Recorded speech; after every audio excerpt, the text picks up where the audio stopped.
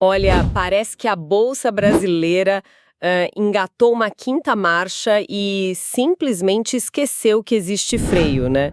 O Ibovespa, que é o nosso principal índice, não para de subir, já passou dos 182 mil pontos, com uma alta de mais de 2% só hoje. O clima é de otimismo total, já tem gente falando em 200 mil pontos até o final do ano. É um otimismo que contagia, não tem como negar. E o curioso é que essa força não é só em reais. Se a gente olha em dólar, a alta é, mais impressionante ainda. Desde abril do ano passado, o Ibovespa subiu uns 60% em dólar. É muita coisa. Exatamente. E aí fica aquela pergunta no ar, né? Para quem investe, fica a dúvida. Com tudo subindo desse jeito, com essa euforia toda, ainda existe oportunidade? Ainda dá para achar alguma ação com preço bom? Ou, assim, a janela já fechou? Essa é a questão central. E é justamente para tentar responder a isso que a gente vai conversar hoje. A ideia é analisar a fundo um caso específico. Sabe, vamos usar a BB Seguridade como um estudo de caso, para a gente entender como avaliar uma ação nesse cenário e ver se ainda faz sentido continuar investindo. Ótimo, porque a imagem geral é um mar de verde. Petrobras passando de R$ 36, a própria BB Seguridade já lá nos R$ 37, Banco do Brasil voltando para os 52. Aí você olha para o lado, tem Itaú subindo quase 4%, Vale com 3% de alta, Bradesco, Copasa. Enfim, é o famoso tudo no verdinho. E essa sensação é ótima, é inegável. Ver a carteira valorizar é muito bom. Mas aqui tem um ponto que pouca gente para pensar, principalmente quem está na fase de acumulação de patrimônio. E qual seria? É que, para essa pessoa, o cenário ideal, por mais estranho que pareça, talvez fosse o exato oposto. Opa, peraí. Como assim? O oposto? Isso é totalmente contraintuitivo. Todo mundo comemora quando a bolsa sobe. Você está dizendo que, para quem está juntando dinheiro para aposentadoria, o ideal era torcer para tudo cair? Parece loucura, eu sei. Mas pensa assim, como uma promoção no supermercado. Se você precisa comprar arroz todo mês para sua casa, você prefere que o preço esteja alto ou baixo? Baixo, claro. Quero comprar mais pagando o mesmo valor. Exato. A lógica para quem está comprando ações todo mês é a mesmíssima. O objetivo é acumular o maior número de ações possível ao longo do tempo. Então, com o mesmo aporte mensal, você compra muito mais ações quando elas estão baratas. Isso significa que, no futuro, você vai receber mais dividendos. Faz todo sentido olhando por esse ângulo. No final das contas, o que importa é a quantidade de ativos que a pessoa acumulou. Mais ações, mais renda passiva lá na frente. Perfeito. É o paradoxo do investidor de longo prazo. A euforia do mercado é ótima para quem está vendendo. Para quem está comprando, o ideal são as promoções, ou seja, as quedas. E essa ideia do paradoxo é a ponte perfeita para o nosso caso de hoje, porque a BB Seguridade está exatamente nesse dilema. A ação sobe e o investidor fica. E agora? Comemoro ou lamento que ficou mais caro comprar? Como a gente resolve isso? A gente resolve saindo da emoção e indo para os fundamentos. Para entender BB Seguridade, a primeira coisa é entender a relação dela com a taxa Selic. Certo, é uma empresa de seguros. Mas como a taxa de juros entra aí de forma tão direta? Então, uma seguradora, ela recebe o dinheiro dos prêmios hoje, mas só paga as indenizações lá na frente. Nesse meio tempo, todo esse dinheiro fica investido, rendendo. E onde esse dinheiro costuma ser investido? Principalmente em títulos de renda fixa que seguem a Selic. Ah, entendi. Então, com a Selic alta, como esteve nos últimos tempos, a empresa ganha um rio de dinheiro só com o resultado financeiro, é isso? Exatamente isso. O resultado financeiro da BB Seguridade fica muito forte, com a Selic em 2 dígitos. Isso impulsiona os lucros de uma forma incrível. E é aqui que está o desafio que o mercado olha agora. A tendência de queda da Selic. Precisamente. O mercado todo já projeta que a Selic vai cair e, claro, isso vai bater no lucro da empresa. Existe até um cálculo para isso. A cada 1 ponto percentual de queda na Selic, o lucro da BB Seguridade tende a diminuir em mais ou menos 100 milhões de reais. Nossa, o impacto é bem direto. Então a conta parece simples. Selic cai, lucro cai, a ação deveria cair. Fim de papo, melhor vender. É aí que a análise mais profunda começa. Porque, assim, Uma queda no lucro não significa de jeito nenhum um resultado ruim. Pensa no lucro projetado para 2026, já com uma Selic bem mais baixa. Esse lucro, mesmo menor que o de hoje, ainda é muito mais forte que o histórico da empresa de 5, 10 anos atrás. Ou seja, a empresa sai de um lucro, digamos, extraordinário para um patamar que ainda é excelente. Não é que ela vai dar prejuízo. Exato. É um ciclo de ajuste, é normal. Nenhuma empresa cresce em linha reta para sempre. O ponto é, mesmo nesse novo patamar de lucro, o preço que a gente paga hoje pela ação ainda se justifica? Certo. Então a questão é essa: como a gente traduz essa expectativa de lucro um pouco menor num número para saber se os R$ 37 de hoje ainda fazem sentido? A gente faz isso calculando o que se chama de preço-teto. É o preço máximo que faria sentido pagar pela ação para ter um retorno mínimo que a gente deseja em dividendos. Ok, antes da gente entrar nos cenários, explica rapidinho o que é esse retorno com dividendos e por que ele é importante nessa análise. Claro, dividendos são uma parte do lucro que a empresa distribui para os acionistas. A estratégia de quem foca nisso é construir uma fonte de renda passiva com esses pagamentos.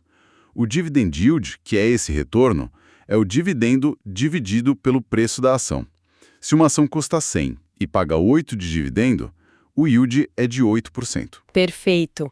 Então, quando a gente calcula o preço teto, estamos definindo o preço máximo que a gente topa pagar para garantir um certo percentual de retorno só com os dividendos. Exatamente essa lógica. Vamos então para os cenários.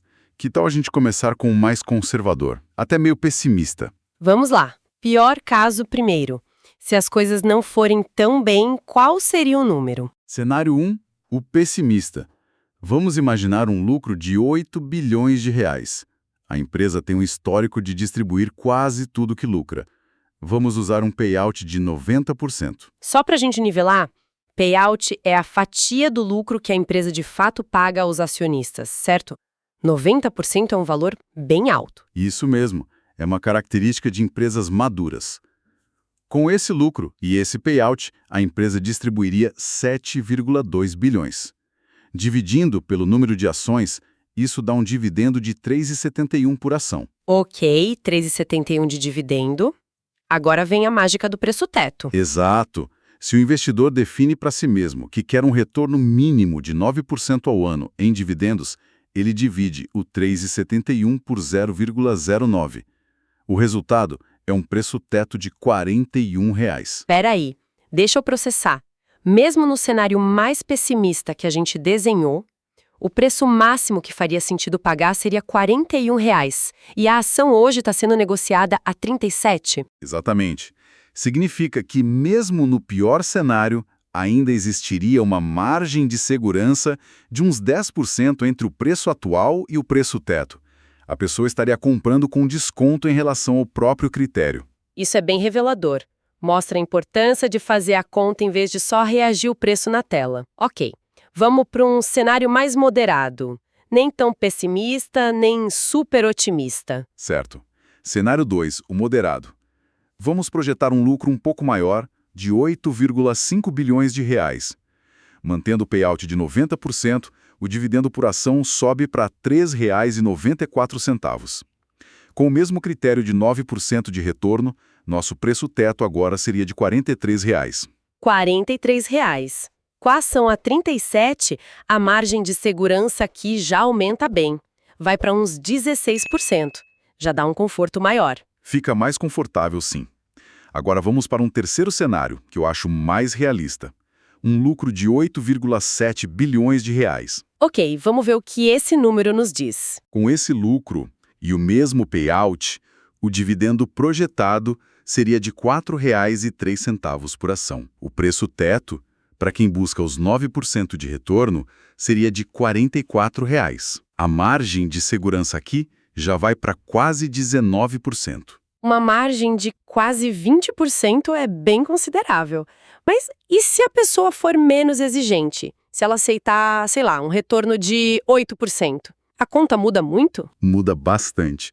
E esse é um ponto importante. O retorno desejado é pessoal. Se o investidor aceita um retorno de 8%, O preço teto para esse mesmo dividendo de R$ 4,03 sobe para R$ 50. Aí a margem de segurança ficaria enorme. Então, o que a gente conclui disso tudo? Depois de olhar esses números, qual a mensagem final? A conclusão é que mesmo com a alta recente e mesmo considerando o impacto da queda da Selic, os cálculos, eles ainda indicam que a ação não parece estar supervalorizada.